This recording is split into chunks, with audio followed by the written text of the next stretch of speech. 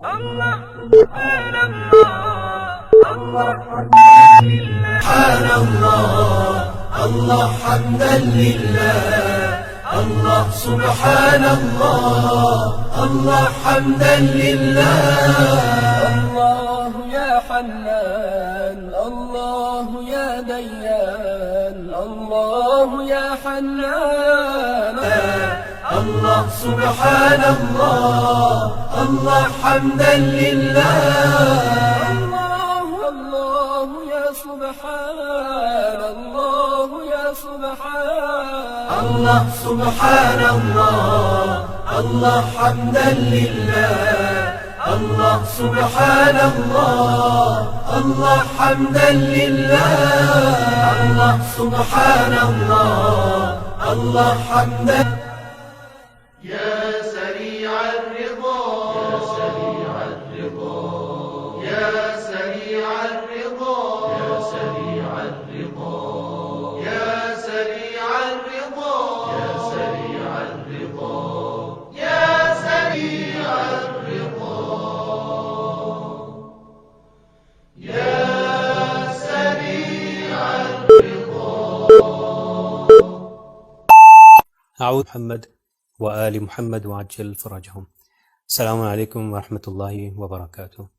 مومنین، آپ سب کو قرآن کریش کورس میں ہو، پاکستان میں ہو، ایران میں یا دنیا میں جس گوشے میں بھی مومنین ہیں، ہم دعا کرتے ہیں پروردگار عالم کی بارگاہ میں کہ پروردگار سب مومنین کی حفاظت فرما. جیسا کہ جانتے ہیں کہ ابھی لاک ڈاؤن ہو چکا ہوا ہے اور بہت سے ممالک میں لاک ڈاؤن ہے. ابھی ہندوستان میں بھی جو 21 دن کا لاک ڈاؤن کیا ہے، تو لوگ جو ہیں وہ گھروں میں ہیں، خالی ہیں، کوئی ایسا کچھ خاص کچھ کام کرنے کو نہیں ہے. تو آئیے اس کورس میں بھی جو ہم لوگ آپ کو سکھائیں گے وہ بالکل زیرو لیول سے سٹارٹ کریں گے. تو زیرو لیول سے جن کو قرآن پڑھنا بالکل بھی نہیں آتا، تو ہماری کوشش ہے کہ وہ ہمارے ساتھ آتا ہے وہ بھی ہمارے ساتھ رہیے، تاکہ ہم لوگ آہستہ آہستہ جن کو قرآن نہیں پڑھنا آتا، جب وہ بھی ہمارے ساتھ چلیں گے تو پھر ایک لیول پہ جب پہنچ جائیں گے تو ہم پھر انشاءاللہ جو عربی کے اندر حروف ہیں اس کی پریکٹس کریں گے کہ کس طرح آغاز کریں. قرآن کے بارے میں، قرآن کی فریاد ہے، اس کے بارے میں چند اشعار ہیں. اشعار میں ایسا بیان ہوتا ہے کہ طاقوں میں سجایا جاتا ہوں. اب یہ قرآن کی فریاد ہے. طاقوں میں سجایا جاتا ہوں شم کے اور پھول ستارے چاندی کے، پھر عطر کی بارش ہوتی ہے خوشبو میں بسایا جاتا ہوں. جیسے کہ جب قول و قسم لینے کے لیے تکرار کی نوبت آتی ہے، پھر میری ضرورت پڑتی ہے ہاتھوں پہ اٹھایا جاتا ہوں، پڑھ کے سنایا جاتا ہوں. نیکی پہ بدی کا غلبہ ہے، سچائی سے بڑھ کر دھوکا ہے. ایک بار ہنسایا جاتا ہوں سو یوں بھی مجھے رسوا کرتے ہیں، ایسے بھی ستایا جاتا ہوں. کس بزم میں میرا ذکر نہیں، کس عرس میں میری دھوم نہیں. قرآن بتا رہا ہے کہ میرا استعمال جو ہے صرف محافل میں یا مثال کے طور پر جنازے اٹھاتے وقت یا شادی کے وقت یا قسم کھاتے وقت ہی میرا استعمال کیا جاتا ہے. تو آئیے عزیزان محترم، ہم اہل بیت علیہ السلام کے چاہنے والے ہیں، اس فرصت سے بہترین فائدہ اٹھائیں اور اس قرآن کو بہترین ہوتی ہے، مگر اس کو بہترین طریقے سے اس فرصت کا فائدہ اٹھائیں.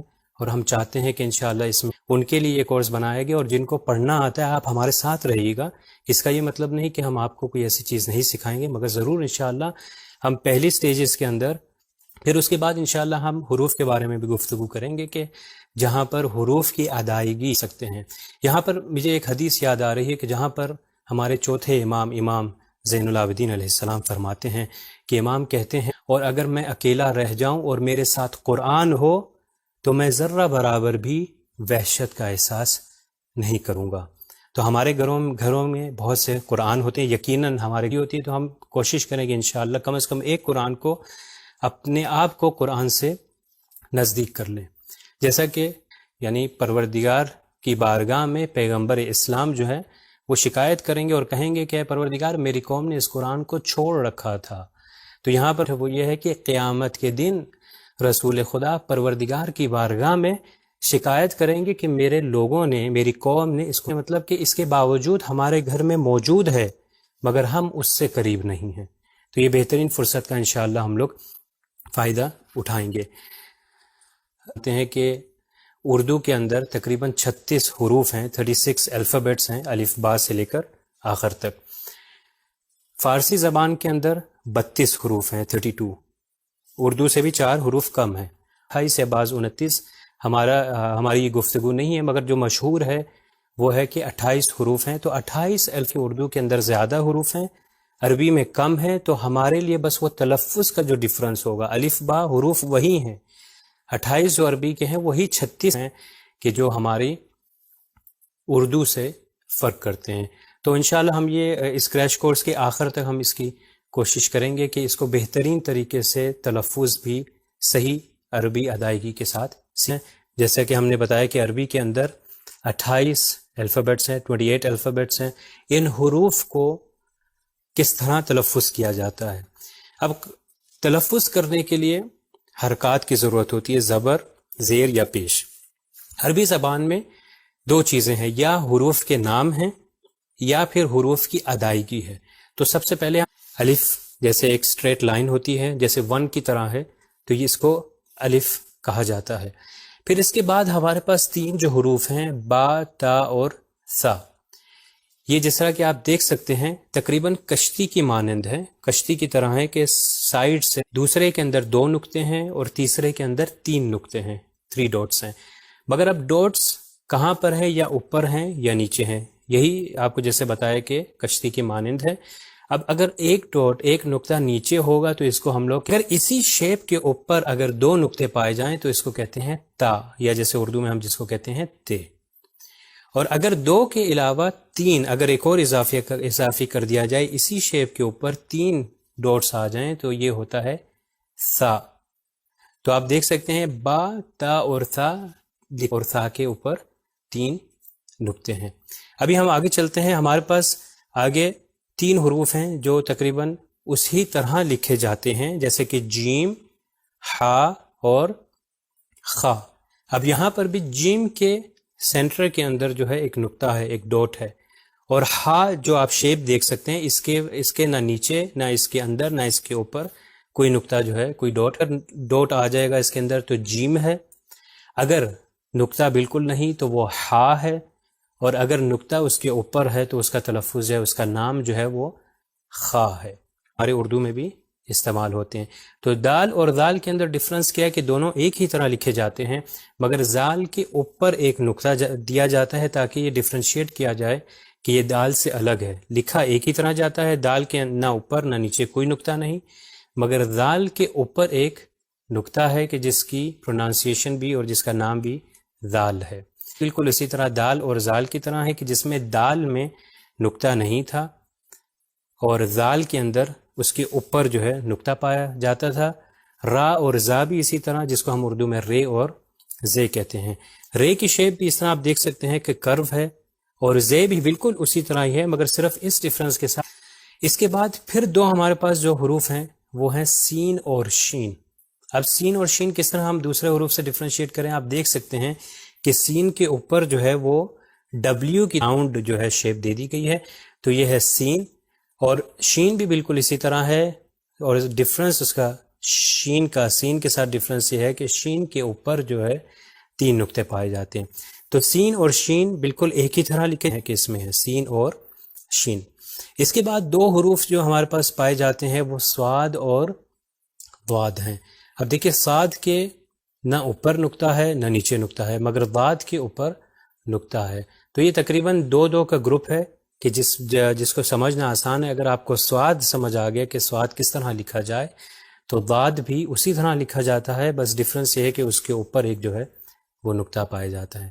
اس کے بعد ہمارے پاس 2 اب تا اور ذا آپ دیکھ سکتے ہیں کہ یہ تقریباً سواد کی طرح ہے، مگر اس سواد اگر ساد تھوڑا سا لکھا جائے اور اس کے اوپر ایک الف ڈال دیا جائے، ایک ڈنڈی ڈال دی جائے تو یہ بن جاتا ہے تا. اور ذا بھی بالکل اسی طرح، مگر ذا کے اوپر ایک نقطہ پایا جاتا ہے جو کہ تا سے ہمارے پاس ہیں، وہ ہیں عین اور غین. یعنی اوپر سے آپ دیکھ سکتے ہیں کہ ایک راؤنڈ ایک شیپ ہے اور پھر نیچے جو ہے بڑی شیپ جو ہے اس کی دیکھ سکتے ہیں. اور اس کے بعد غین بھی اسی طرح ہی ہے، فرق صرف یہ ہے کہ غین کے اوپر جو ہے ایک نقطہ ہے. اس کے بعد فا ہے کہ بالکل سٹارٹ کے اندر ایک سرکل پایا جاتا ہے اور سرکل کے اوپر ایک نقطہ ہے. تو جہاں پر بھی ہمیں یہ ایسی شیپ نظر آ جائے کہ یہ سرکل ہے اور با کی طرح ایک اگلا جو ہے قاف ہے کہ جس کے اوپر 2 نقطے پائے جاتے ہیں، اور یہ قاف بھی ہے کہ نیچے سے راؤنڈ ہے. آپ دیکھ سکتے ہیں کہ فا اور قاف کے اندر ڈفرنس کیا ہے کہ پائی جاتی جس طرح سین اور شین کے اندر تھی. تو یہاں پر قاف کے اوپر 2 نقطے ہیں. پھر اس کے اگلا جو آپ دیکھ رہے ہیں یہ بھی کاف ہے، اگلے لیسنز میں سیکھیں گے. تو قاف جو ہے ایک 2 نقطے والا ہے، اور ایک دوسرا ہے کہ جس کو ڈنڈی والا کاف ہے، اس کے اوپر ایک ڈنڈی چھوٹی سی لگائی جاتی ہے. یا یہ کہ اگر عربک فونٹ میں آپ دیکھیں تو ایک شیپ جو آپ ابھی دیکھ سکتے ہیں اس کے درمیان میں ایک حمزہ ہوتا ہے کہ وہ کاف کی یہ شیپس جو ہیں جب درمیان میں آ جائیں ایک ورڈ کے، ایک یا اس کے سٹارٹ میں آ جائیں یا اس کے آخر میں آ جائیں، تو کس طرح لکھی ایک سٹریٹ لائن تھی، مگر اس کے اندر بعد میں ایک کرو کر دیا گیا، نہ اس میں کوئی نقطہ بھی نہیں ہے الف کی طرح، مگر درمیان سے اس کو جو ہے نیچے سے لا کے کرو کر دیا گیا. تو یہ اس کو کہتے ہیں لام، جو ہے الف کی طرح ایک نیچے ڈنڈی لائی گئی ہے.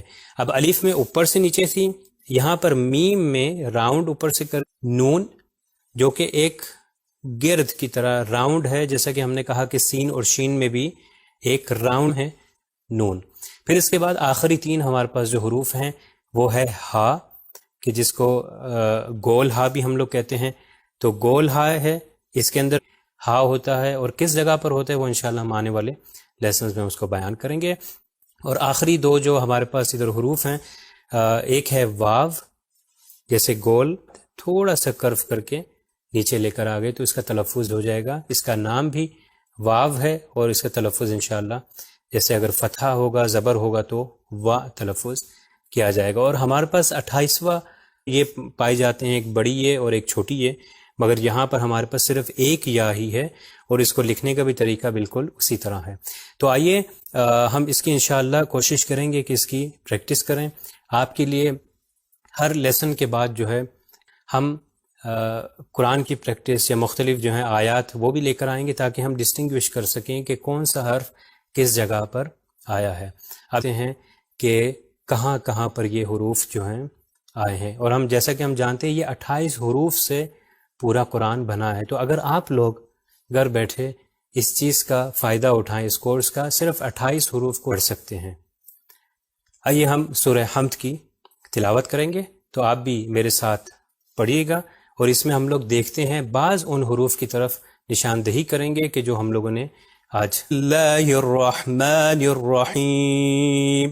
اب دیکھیے بسم اللہ الرحمن الرحیم میں سب سے پہلا جو حرف تھا وہ اس کی پرونانسیشن سے ہی پتہ چل رہا ہے کہ وہ آیت کے اندر ہر ورڈ کے اندر جتنے بھی لیٹرز ہیں وہ انہی 28 حروف میں سے لیے گئے ہیں. چلیے اگلی آیت کی طرف چلتے ہیں. الحمد للہ رب العالمین ایاک نعبد و ایاک نستعین اہدنا الصراط المستقیم صراط الذین انعمت علیہم غیر المغضوب.